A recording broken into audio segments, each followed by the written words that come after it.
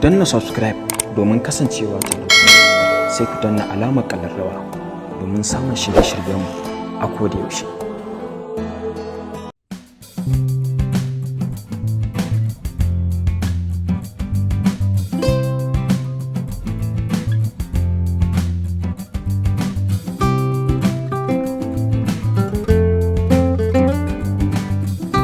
Kai, ba baka izinin fakawa nan wajen. Mota ta ce ta lalace yalla bai. To a nan wajen ba a fakin. To ba ga abin da ya faru da ita ba kuma. Kai mu je ofis ne kai bayani ko kuma za ka yi bayani a nan? A to yalla bai me abin kuma zuwa ofis ba ga abin da ya same ta ba kai dai abin da zai a babun. To maza, za ka yi bayani a nan? Magana kawai yalla. To yi wani abu, yi wani abu, yi wani abu, yi wani abu. Wannan abin kare. Haka za ka miƙo min kuɗi tsirara? Za a taimake ka. Godiya nake.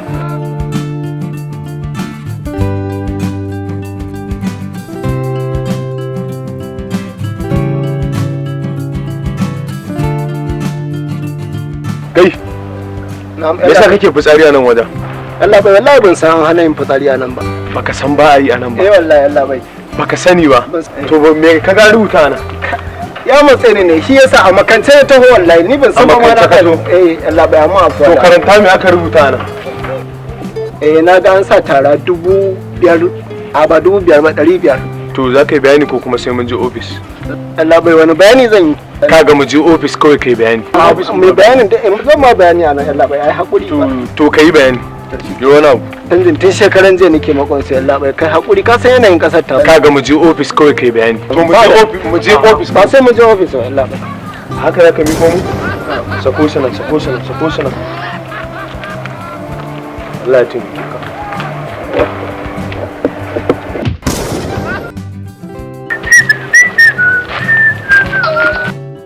You are under arrest. Inna lillahi yalla bai.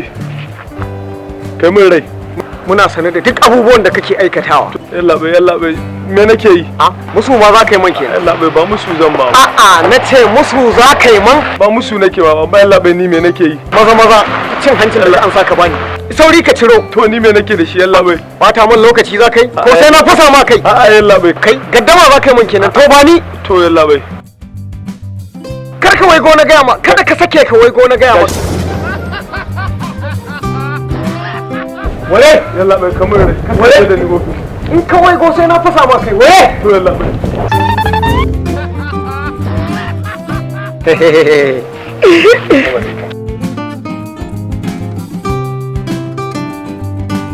Karan bana maganin zoman bana.